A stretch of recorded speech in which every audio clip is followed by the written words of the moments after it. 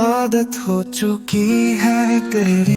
सर्वोच्च आज ऑफिस से जल्दी फ्री हो गया था। उसे फैमिली डिनर के लिए कपूर फैमिली की ओल्ड रेसिडेंसी जाना था। प्रतीक कार निकालकर पार्किंग से बाहर ले आया और उसने सर्वोच्च के लिए डोर ओपन कर दिया। सर्वोच्च बोला, तुम जाओ, मैं खुद ड्राइव करूंगा। प्रतीक ने रिस्पेक्टफुल होकर अपना सिर हिलाया और कार की चाबी सर्वोच्च की तरफ बढ़ा दी। सर्वोच्च ड्राइविंग सीट पर बैठ गया और उसने कार स्टार्ट करके ओल्ड रेसिडेंसी की तरफ बढ़ा दी। रात के लगभग 8 बज रहे थे। उसने जैसे ही अंदर एंटर किया, सबसे पहले उदित की बेटी किंजल ने सर्वोच्च को देखा और चहकते हुए बोली, भैया मैंने आपको बहुत मिस किया। मैं बहुत खुश हूँ आपको यहाँ देखकर। सर्वोच्च ने प्यार से किंजल के गाल को छुआ और बोला, बस काम थोड़ा ज्यादा था। सामने सोफे पर सर्वोच्च की दादी माधुरी बैठी थी। सर्वोच्च को देखकर उसके फेस पर बड़ी सी स्माइल आ गई। वो अपनी उम्र के हिसाब से कुछ ज्यादा ही खूबसूरत थी। चांदी जैसे चमकते सफेद बाल और फेस पर स्माइल करते हुए रिंकल्स पड़ रहे थे। सर्वोच्च लिविंग रूम में चला गया और उसने झुककर अपनी दादी के पैर छू लिए। दादी ने प्यार से सर्वोच्च के फेस को अपने हाथों में पकड़ लिया और स्माइल करते हुए बोली, खुश रहो मेरे बच्चे। हमेशा की तरह सर्वोच्च के फेस पर कोई एक्सप्रेशन नहीं थे।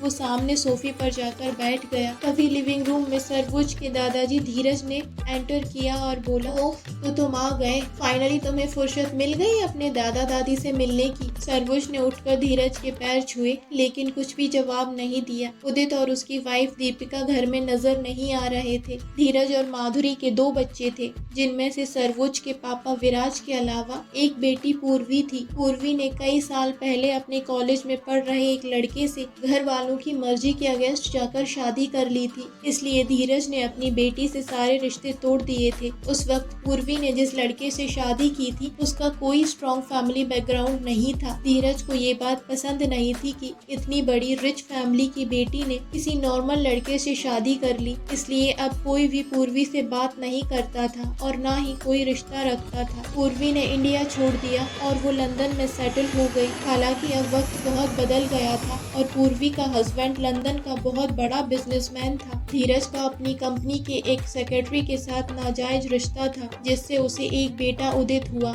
जब उदित 7 साल का था तो धीरज की सेक्रेटरी प्रीति की बीमारी की वजह से मौत हो गई और उसके बाद धीरज उदित को अपने घर ले आया। कई लड़ाई झगड़ों के बावजूद माधुरी ने उसे भी अपने बच्चों के साथ बड़ा किया। जिंदगी अपनी रफ्तार से चलती रही और वक्त ने माधुरी को अपने दोनों बच्चों विराज और पूर्वी से दूर कर दिया। लेकिन हर चीज के बावजूद माधुरी का प्यार अपने पोते सर्वोच्च पर सबसे ज्यादा था। उदित और दीपिका के भी 2 बच्चे थे, एक बेटा ओजस और छोटी बेटी किंजल थी। ओजस अपने रूम से निकलकर आया और सर्वोच्च की तरफ देखकर बोला, हेलो भाई, कैसे हैं आप? सर्वोच्च ने एक नजर ओजस की तरफ देखा और बोला, मैं ठीक हूँ। ओजस सोफे पर बैठ गया। तभी सीढ़ियों से उदित और दीपिका नीचे उतरते हुए नजर आ रहे थे। धीरज बोला, ओजस की स्टडी कंप्लीट हो गई है सर्वोच्च, अब तुम इसे अपने साथ बिजनेस में इन्वॉल्व करो। कंपनी में कोई रिस्पॉन्सिबिलिटी दो जिससे ये भी जिम्मेदार बन सके। तुम्हारे साथ रहेगा तो बहुत कुछ सीखने को मिलेगा। सर्वोच्च की आईब्रो सिकुड़ गई।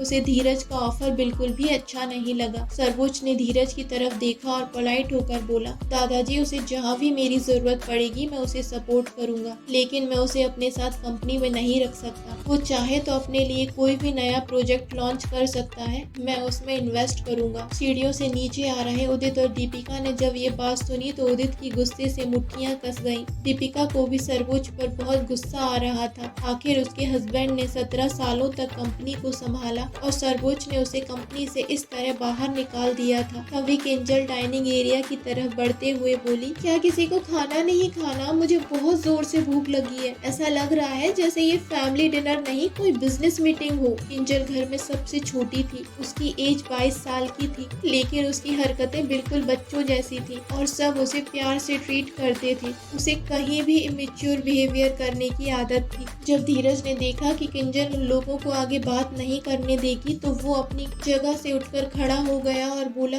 चलो पहले डिनर करते हैं, वैसे भी खाना ठंडा हो जाएगा। सब लोग डाइनिंग एरिया की तरफ चले गए और अपनी अपनी चेयर पर बैठ गए। दादी ने सर्वोच्च को अपने पास बैठा लिया। दीपिका हमेशा से देखती आई थी कि उसकी सास सिर्फ सर्वोच्च को प्यार करती है और उसके बेटे ओजस से उसे कोई खास मतलब नहीं है। खाना खाते वक्त माधुरी बोली, सर्वोच्च, मैं चाहती हूँ कि तुम्हारी जल्दी से शादी हो जाए और मैं तुम्हारे बच्चों को अपनी गोद में खिलाऊं। सर्वोच्च ने दादी शादी की तरफ देखा और लापरवाही से बोला, मैं फिलहाल शादी करने के मूड में नहीं हूँ दादी। माधुरी बोली, अरे शादी करने का मूड नहीं, उम्र होती है। तुम्हारी शादी की उम्र हो रही है, तुम कब शादी करोगे?